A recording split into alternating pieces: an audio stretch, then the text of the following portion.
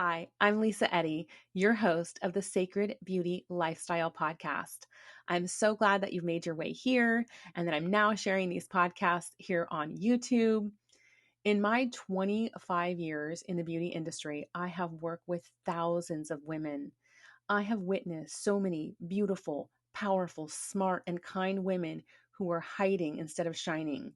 My mission is to empower you to own your true power and beauty inside and out, to be truly confident and shine through your skin. Lord knows the world needs your light. I'm committed to helping you understand the choices that you are making that are working for or against you. I'll also be sharing beauty tips and tools your mother never taught you, and together we will bust urban beauty myths. Make sure to subscribe today to receive episodes right when they are released. For those who prefer listening to the audio podcast, head over to sacredbeautylifestyle.com. That's sacredbeautylifestyle.com, and you can find the platform of your choice. Enjoy. Hello, and welcome to another episode of the Sacred Beauty Lifestyle Podcast. I am so excited to bring yet another amazing guest to you. Today, I have Dr. Ibby Omole. She is a licensed naturopathic physician and registered acupuncturist. Her lifestyle approach to medicine helps individuals gain clarity about their health by focusing on nutrition, physical movement, stress management, sleep, and social connection using evidence-based method. Dr. Omole provides individualized treatment focused with a heavy emphasis on genomics. She has a clinic focused in pelvic health, fertility, and digestion. She's also a mother, wife, sister, daughter, and entrepreneur. She is charting her own course, living life on her own terms. Dr. Omole listens, reads, observes, gathers information, and then tunes into her own intuition to do what feels right and makes sense to her. Oh, I just love that. So without further ado, welcome, Dr. Ibby Omole. I'm so excited to be here with you today. Thanks so much for having me. I'm happy to be here today. You are a very synergetic, natural fit to the sacred beauty lifestyle because lifestyle is what you're all about. Yeah, I think it's just the bedrock of who I am as a person. And the bedrock of wellness, quite frankly. Actually, yeah. Yeah, that's very true. There's so much research now showing us that a lifestyle approach is the bedrock of wellness. So if that's what you're looking for, if that's what your goal is, then that's definitely where you need to focus your energy. If you're looking for something that's sustainable and practical, actually. Right. The steps. Yeah. I know, I love that you shared that, with the proper guidance and lifestyle choices that, people can transform their life from the inside out, which really resonates with me and is also what I teach and partially why I invited you on. So I would love for you to share a little bit about you and maybe a little bit about your journey and where you are today with our listeners. Absolutely. So, it's interesting because when patients come to me, there's this idea that this way of living is it's easy. Like, oh well, it's easy for you because you're a naturopathic doctor, but like everybody else, I started at some point, but maybe unlike some people, I started when I was much younger, right? So it's easy for me to live this lifestyle because that's all I know as an adult. So I started this journey in my 20s. I've always been interested in health. I was a track athlete, so I ran track, and that's where I started becoming more aware of conscious of my body, what I was putting in my body, because I'm competitive. I wouldn't lie, and so it was really about being the best that I could be, so I could be the best runner. And that was just kind of naturally transferred into who I was as I became a young adult and I went to university. Um, Interestingly enough, when I was in naturopathic medical school, I was actually diagnosed with a pituitary microadenoma. It's a little tumor, a benign tumor that was growing in my pituitary gland that was discovered by accident. And at that point, I had elected that I wasn't going to do medication because it was very small, that I was going to try and treat it naturally for a few years and see what happens. Um, a few years turned into 10 years. So after the birth of my second child, I thought, I have two kids. The responsible thing to do is to probably check my brain and make sure everything was okay. I wasn't really symptomatic, to be honest with you. I wasn't worried. And I was basically told that there's nothing there. And the MRI came back clean. I wasn't having any issues. So the endocrinologist is like, there's no point in you coming back because you're fine. But that experience of me in my 20s, this was naturopathic school. So I was learning about yoga, meditation, eating well. Of course, as a naturopathic student, you're trying every single supplement on the face of the sun because you're learning about these things, right? So I was making my own herbal remedies and stuff like that. It's just a huge emphasis on prevention. That experience really showed me how much control I can have over my health by making a few lifestyle changes. And that's really, it's kind of propelled me. So I'm like, if I can do that by making a few lifestyle changes, then really my health is in my hands. I have a lot of control over my health. And as long as I'm being proactive, like everybody else, I go for my annual checkups, I go for all my screening. I'm really huge proponent of us doing all those things as screening, but I'm also a huge proponent of doing what we can for prevention, right? So eating well, managing stress, exercising, a healthy community. That's so important, having a healthy community and healthy relationships, healthy people around you. Those inform how our genetics are expressed. And I feel we don't really pay attention enough to those things when it comes to health. Wow. First of all, I can relate just so much of what you're sharing. The parallels are kind of hilarious with you being motivated by to take care of yourself because you were an athlete. I was a dancer, so I was doing this all very young in my 19 and 20. So I love that you had that experience as well and that you were taught then to make these healthy lifestyle choices. And the fact that you're sharing that your health is in your hands. I didn't have the experience you had where you had this, alarming health issue that caught your attention, but what a gift for you to have this and get to witness firsthand.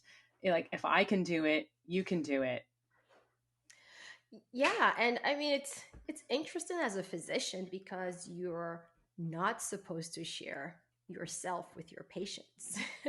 Which is why now I'm really relishing this opportunity, and thank you for offering me this opportunity to be able to come and talk on your platform and share a little bit of myself, because at the end of the day, as doctors, we're also human beings with very human experiences. But in that doctor patient relationship, I can't really sit down and tell my patient, listen, I got rid of a pituitary microadenoma for myself. So you can do it as well. But I feel that it's important for people to know. And most physicians do have some kind of a health history or a health journey that's kind of guiding, especially physicians that are very much about lifestyle medicine. It's because there's been an event in their lives or the lives of their loved ones that's made them a real believer that, wow, this isn't hocus pocus, this isn't pseudoscience. Um, and there's research, people. PubMed is an open forum. There is reams and reams and reams of research that these lifestyle approaches work. And so more and more people are talking about it, and I think we just have to let other people know that, yeah, this prevention, it's, well, we do prevention for so many things. You buy life insurance in case you die, which most people never, like, they outlive their life insurance, but you still do it anyways. And you buy house insurance in case something happens to you. And I mean, we have all this safety preventative measures we do in other parts of our lives. And for some reason, we don't extend it to ourselves, the vessel itself. So it always strikes me so odd that we don't think about ourselves in that way or our health in that way. But we have insurance for everything else but us as our health, because without your health, you can't really do anything else that you're trying to do in your life. So wouldn't it make more sense to focus on your health and then everything else will fall into place? Yes, please. I'm cracking up because I call eating organic and the lifestyle choices that I make, I call that life insurance. Yes, it is. I mean, Right? that's my life insurance, to be honest with you. Same. As a family, I spend a ridiculous amount of money on food, outside of housing. That's our next biggest expense, is food. But the upswing of that is my family's healthy. I have two boys that have, they're never really sick. I could count how many times my boys have been sick. We've never had to go to the hospital for any major emergency, like a lot of childhood stuff that other kids are experiencing. Um, they're vibrant, they're healthy. The plus of all the stuff I do is most people never really guess my age. Yeah, I had a meet and greet with some people, and one person had to say, "I'm sorry, how old are you again?" Because I was talking about my experience. So she's like, "I'm sorry to ask you." I told her my age, and she was just like, "How is that possible?" So the additional payoff. I'm doing all this stuff for health reasons, right? The payoff is looking a certain way, feeling a certain way, like feeling vibrant, not people not being able to guess my age. So that's been the secondary stuff, and I'm not complaining. I love that you brought that in because I teach that. So our listeners are like, okay, here's a doctor reinforcing this. I teach that. So thank you for bringing that in. You're absolutely right. It's a benefit of, right? Um, I want to touch on something else you shared though, because you were just talking about your boys, but previously, so that made me think of family, community, right? Our community is like our extended family. And you Yeah. talked about the importance of community. And I think that if anything, we've learned the last couple of years how important people are, how important our community and support is. But you mentioned something interesting, which I'm already quite fascinated about getting into anyway, is genomics. But you mentioned, I hope I'm saying that right, you mentioned the connection between social connection and turning on or off specific genes. Is that what I heard? Yeah. So if you look at the field of, epigenetics, like basically how your environment influences your genetic expression, right? Our genetics are fixed. You can't change them. Your parents got together, had you, and they gave you what they gave you, right? But what we can change is how they're expressed. Which genes are turned on, which genes are turned off or remain off. And that's something we can affect by our environment. But when people think of environment, they're thinking more of their physical environment, like pesticides, air, water, food.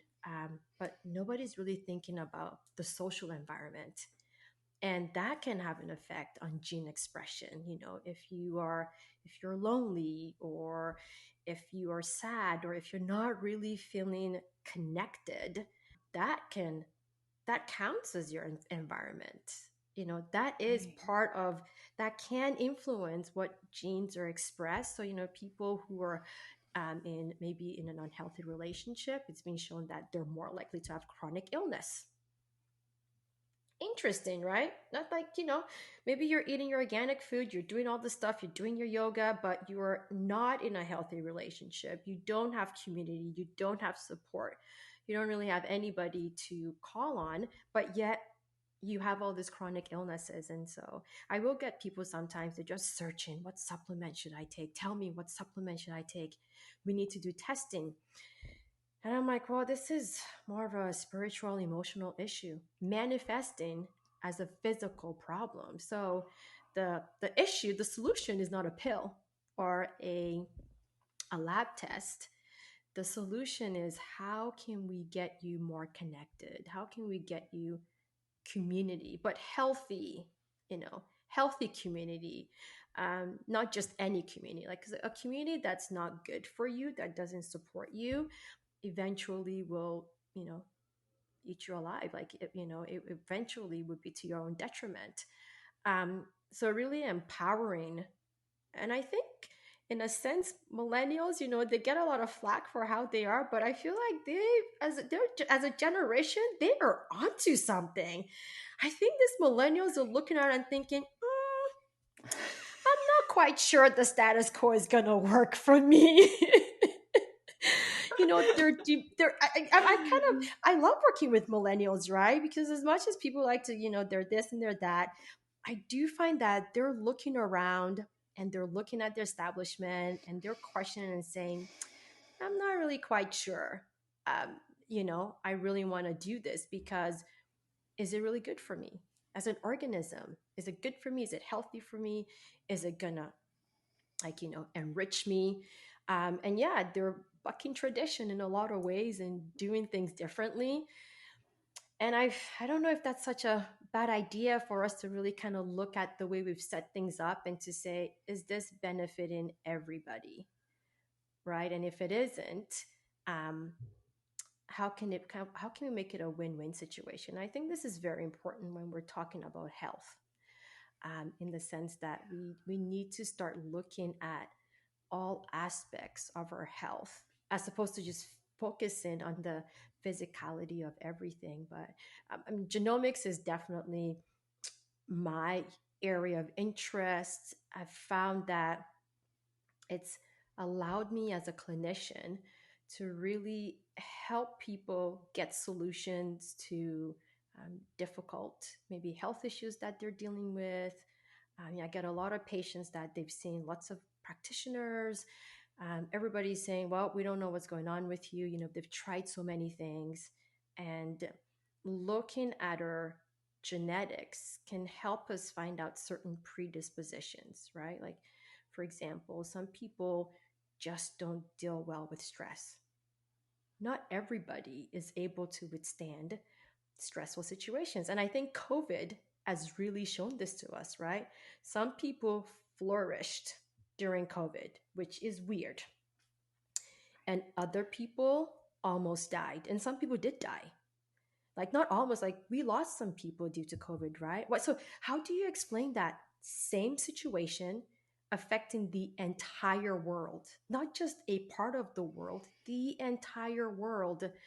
Yet within that, some people were able to rise above and flourished. Some people didn't make it, and some people are just trying to recover, right? So we're all programmed differently when it comes to genetics. But if you know certain things about yourself, if you know that, wow, you're not, you're prone to inflammation and you don't handle stress very well, then it'll be to your best interest to um, carve out your life in a way that's not as stressful. Maybe you need to swim left and not with the herd, because going with the herd is going to be the end of you. You need to take your own road. At the end of the day, do we all end up in the same place? Yes, we really do. Um, does it really matter how we get there? Do we all have to go in the same direction? Maybe not necessarily, especially if that direction isn't going to work for you, right? So kind of encouraging people to listen into themselves, taking all the information, ask yourself, does this make sense? Does this feel right to me? Does this make sense for me? Like, and I think the thing that really interested me in talking to you and your audience is that you really focus on this aspect of kind of tuning in and listening to yourself, which I feel it's something that people have lost and they need to get back. Because I tell people, as a physician, I don't know what it's like to be you. You're you 24/7. I'm just meeting you for an hour at a time. So I can only give you suggestions and you have to decide what feels right, what sits with you. I love the empowerment that you just shared, that you share with your patients, which I think is so important and needs to become more of a new paradigm where, and maybe our Western and, Eastern traditions and medicine are coming together because there's value in both, right?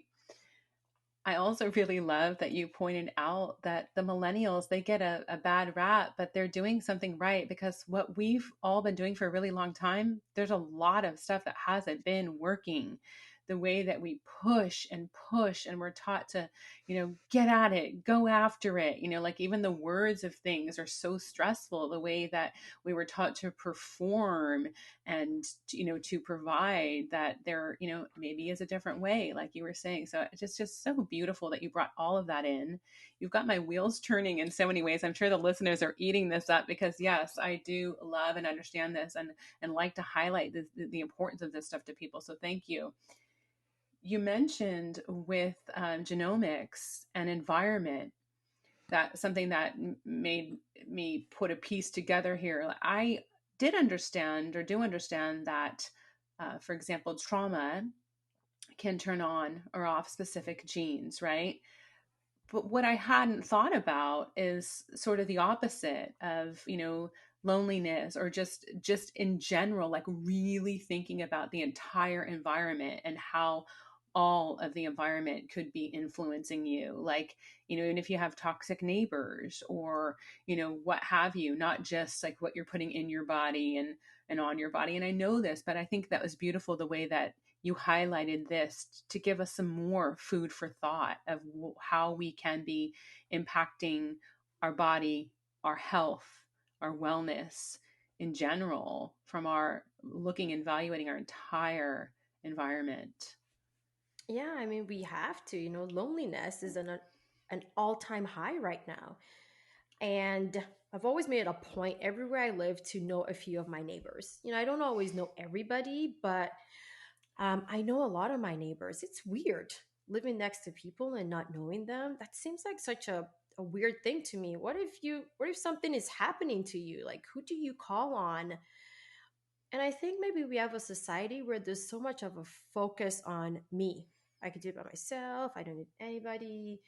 I'm a strong woman or man or whatever the case is. But that kind of goes against our nature as a species. We are a social species.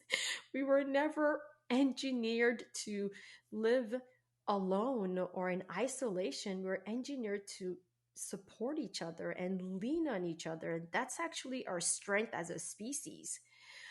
And the minute we forget that, okay, we have chronic health issues. The statistic shows that 60% of adults in the United States have a chronic health issue. 60%. 30% in Canada of adults have chronic health. That's huge. And now we're seeing children with chronic health issues. And my heart goes out because I have young kids. They're 12 and 9. So if a 12-year-old has a chronic health issue, their life expectancy is worse than ours. They're the first generation that they're predicting a lower life expectancy for, because now they're having type 2 diabetes, elevated cholesterol, a lot of really chronic health issues that's now showing up in our children. I think we're really at this point where we have to reevaluate ourselves as a society. And you mentioned something about just the grind, and I just refuse to get, I just refuse to do it because it's not healthy, right? On some this constant everybody I see so many people that are stressed out, right?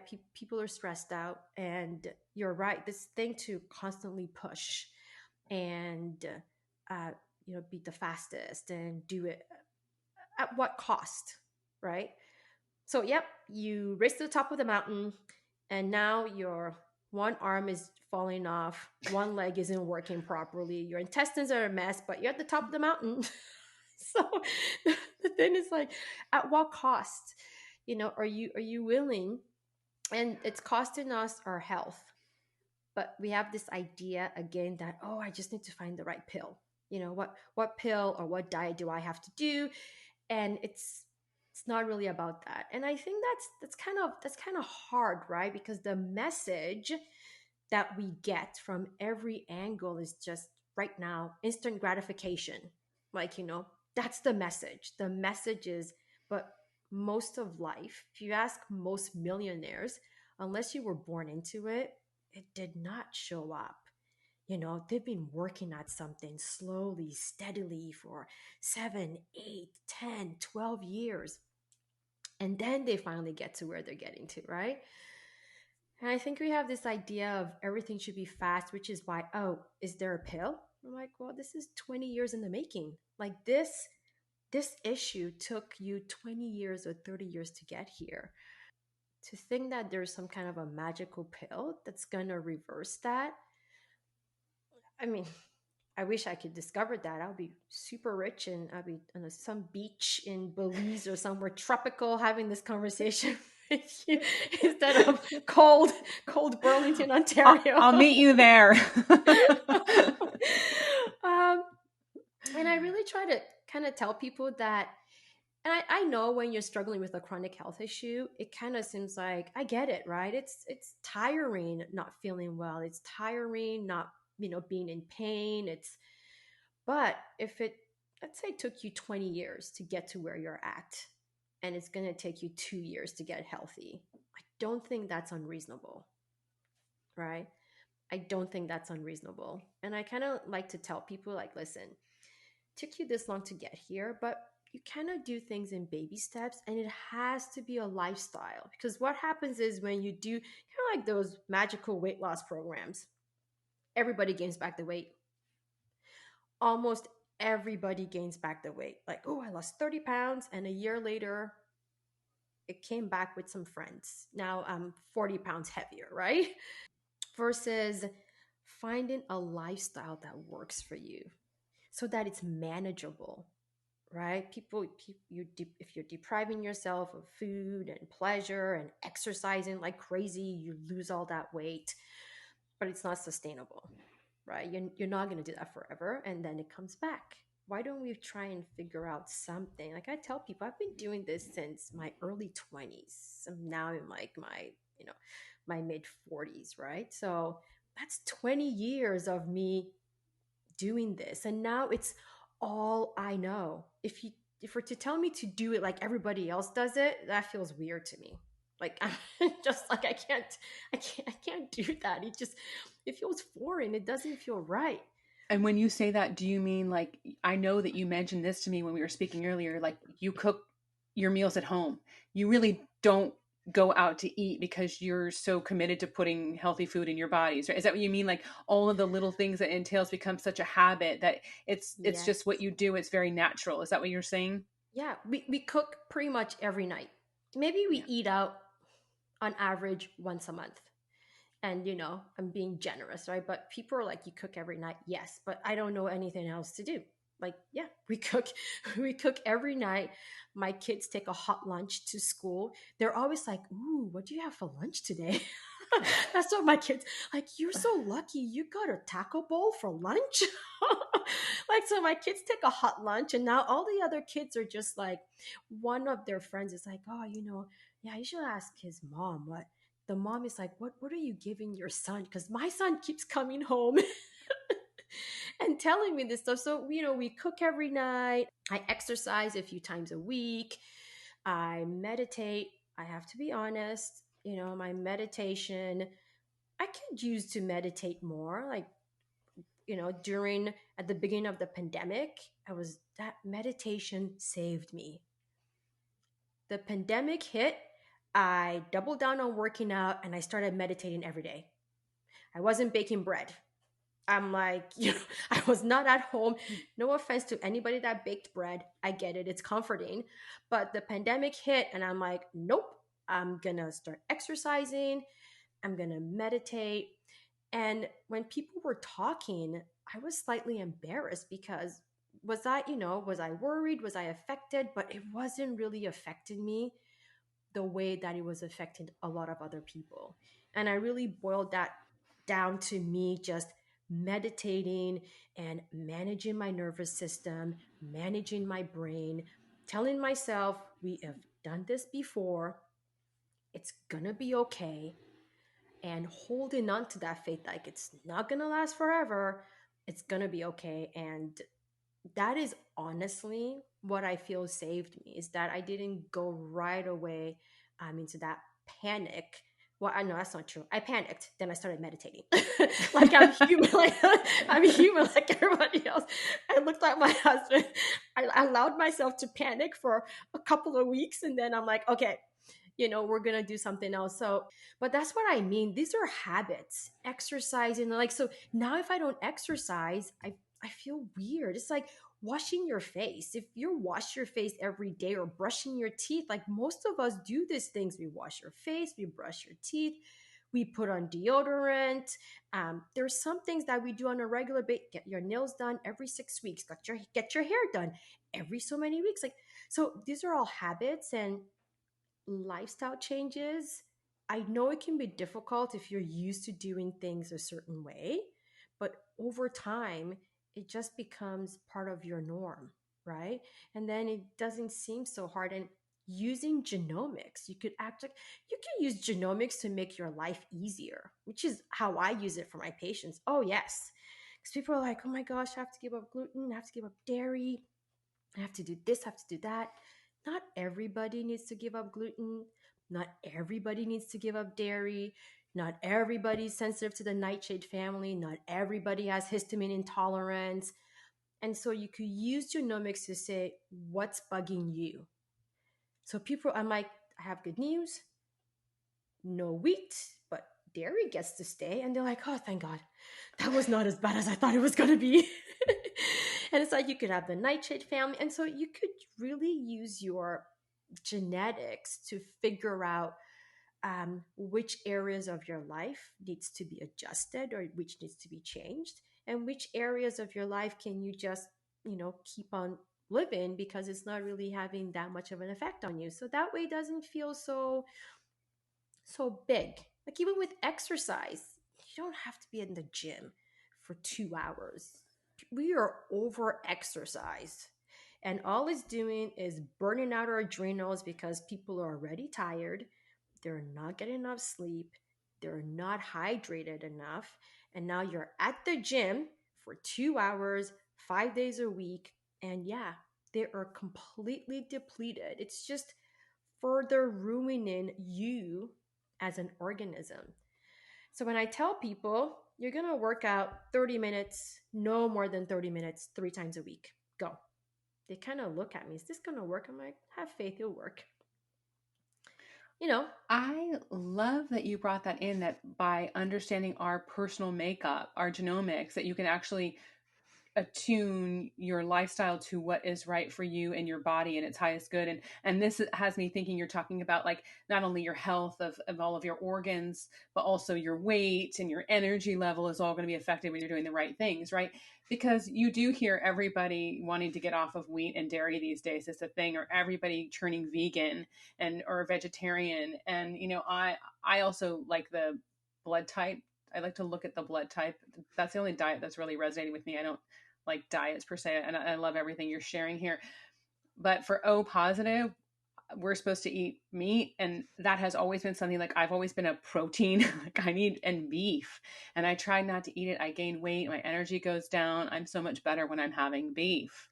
So, and that would probably show up in the genomics as well, to know what would serve you. I love that. oh yeah, I mean, I've had people who are like, okay, well, I'll give you a personal example of for me, which I've used in talks. Let's see, I think 6 years ago, 7 years ago, I was like 2 years postpartum with my second child, and I said it's time to get back in shape. I looked at myself, wasn't really happy with what I was seeing. And we had a big trip planned to Belize. So I'm like, perfect. I'll be bikini ready for Belize. So what did I do? It's the paleo craze. Everybody was doing paleo. There were books. Everybody's talking about paleo. I'm like, it kind of makes sense. So got some books, got myself set up. Of course, as a doctor, I had my blood work done. So I'm like, I'm going to do this the scientific way. I want to see, does this work? Does this scientifically work? So I did my blood work. And then I did the paleo diet. I did intermittent, HIIT workouts. I was going to do that for 3 months, I believe. Check everything. 3 months goes by. I do my blood work. The worst blood work I've ever had in my life. the worst blood work I'd ever had in my life. And there's a marker for heart health that was up, that has never been elevated. My blood sugars were not as good. My Actually, there was a word on the lab report that I had to look up as a doctor. I'm like, oh, am I dying? I've never seen this before. So I had to Google the medical dictionary. What does this mean?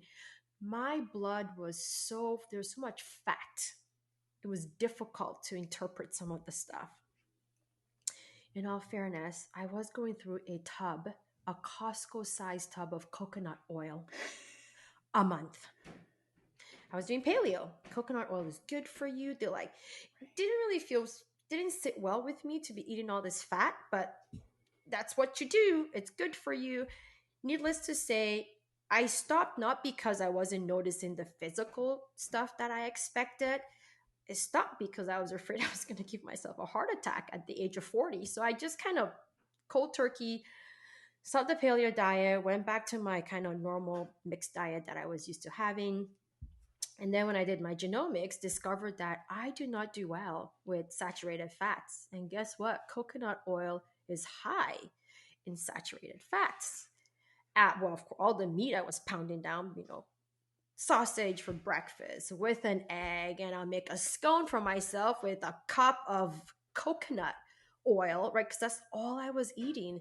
It's really interesting having that experience. If I hadn't done labs of myself, of course, I probably would have continued on this way till I had a major medical emergency, only to discover that it was my diet. This isn't me knocking a paleo diet, right? Because paleo works for some people. And we're back to saying everybody should do this. So just because paleo worked for you doesn't mean it's going to work for me. But I need high protein, low carb, low fat. That's what my body needs. And that's what I do. And now that I'm doing it, it's not difficult, it's not hard. The same weight I was, I think, in high school, maybe 2 pounds heavier, and it's like, how many decades later? Again, that wasn't my goal. My goal really was to be healthy and be around to raise my children. The secondary benefit is all the physical stuff and the energy. I love being able to go on vacation. We'd like to do a lot of adventure vacation with our boys, and they want to do fun stuff and they want to do active stuff. And I don't want to be like, oh, mommy's getting old, you just go ahead. Like, I'm snorkeling, I'm doing all this stuff with them.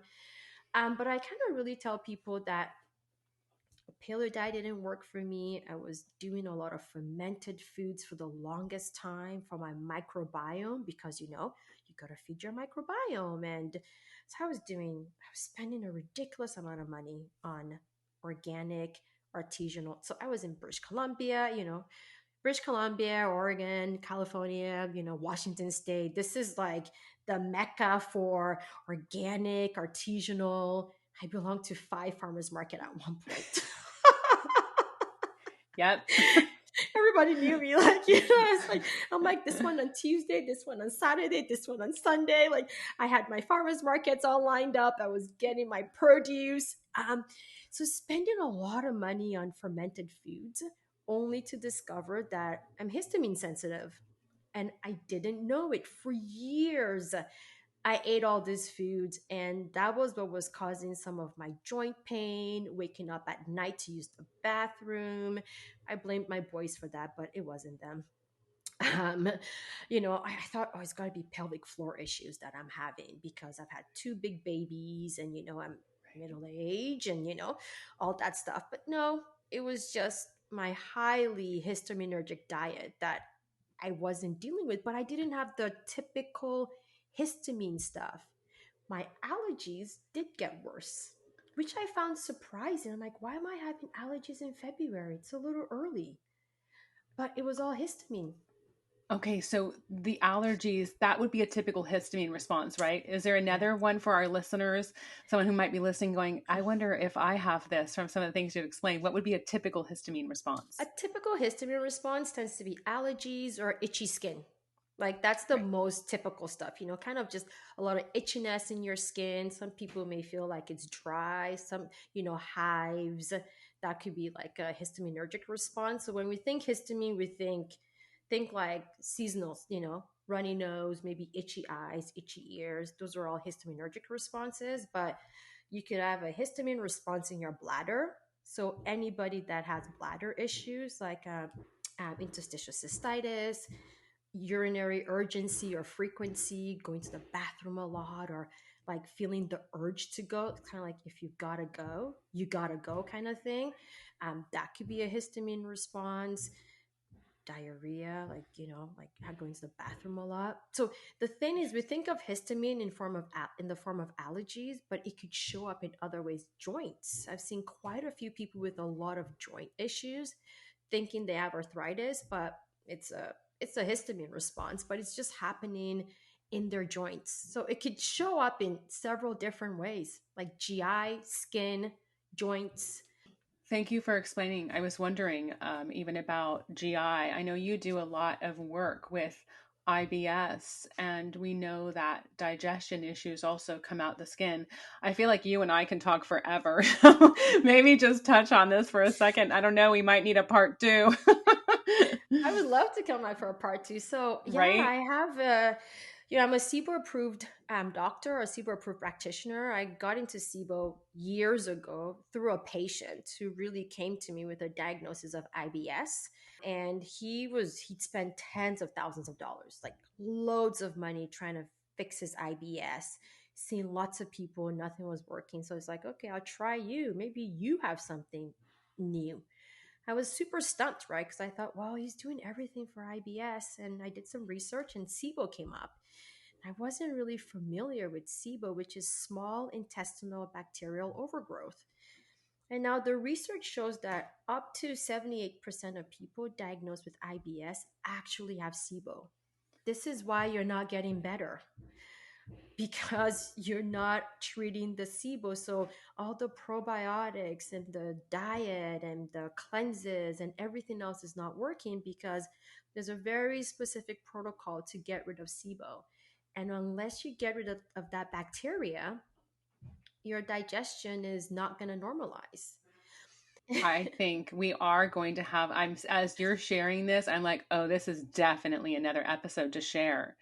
If there's any pointer that you can share quickly before we wrap it up about how they might identify or want to get checked out if they're not getting better after a certain amount of time on SIBO or IBS right now, and then we are absolutely going to come together on this because I feel like we could really delve into the depths of this one.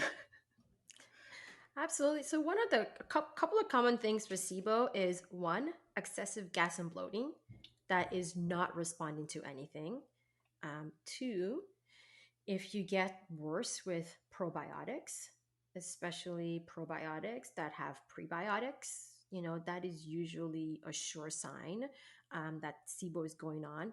And then for some people, like certain conditions, if you've had a history of food poisoning or gastroenteritis, antibiotic use, those could be grounds to say you have SIBO. But usually SIBO, I think SIBO, when somebody's done everything for IBS, you've done a low FODMAP diet, you've tried probiotics, you have excessive gas bloating and, bowel habits that are not normalizing. If you've tried those things or you have those conditions and nothing seems to be touching it, then there's a good chance it's actually SIBO, not just straight IBS. Okay, thank you for sharing that. I seriously just want to like come over and hang out with you for like a weekend or a week and just record us talking. Before we wrap it up here, I wonder if you could share a couple of things with our Sacred Beauty podcast listeners. Number one is, what would you go back and whisper into your ear at 20 years old? What do you wish that you knew then that you know now? The one thing that I'm learning now is take your time getting there. Like, life is a journey, not a race. And just sometimes it's gonna kind of have goals, and it's okay if it takes you a little bit longer to reach those goals. I love that. Thank you. It's so important, so true. And what about a big message that you have? What would you scream from a mountaintop with a megaphone all day long? What do you want everyone to know? Oh gosh, probably the thing I've been on for the past few years is that you have more control than you think. Your genetics inform you, they don't define you. So you have more control than you think. Beautiful. And you are beautiful, doctor. Such an absolute gift to share this time and space with you, and for you to share your wisdom and experience with our beautiful Sacred Beauty podcast listeners. Where can our listeners find you? Well, I'm in a couple of places. I'm on Instagram, so Dr. Omole, or you could go to my website, www.dromole.com. Fantastic. And all of our doctor's information will be in the show notes here. Again, such a pleasure. Thank you so much. Thank you for having me, Lisa. It's been great. I'm Lisa Eddy, your host of the Sacred Beauty Lifestyle Podcast, which is now being shared here on YouTube. I hope this episode brought you insights and inspiration to radiate and shine with confidence. Remember to subscribe so you receive new episodes hot off the press right when they are released. And follow me on Instagram for more juicy tips at I am Lisa Eddy. Also, ladies and gentlemen, when you subscribe, like, and share these episodes, it helps me to get seen by more people. And that means a lot to me because I am committed to reaching millions of women across the globe and waking them up to the sacred beauty lifestyle, owning their true power and beauty, both inside and out. Now more than ever, we need more women shining instead of hiding. When we band together, we are unstoppable. This is how we change the world, together. Remember the sacred beauty lifestyle and get on out there and shine. The world needs your light.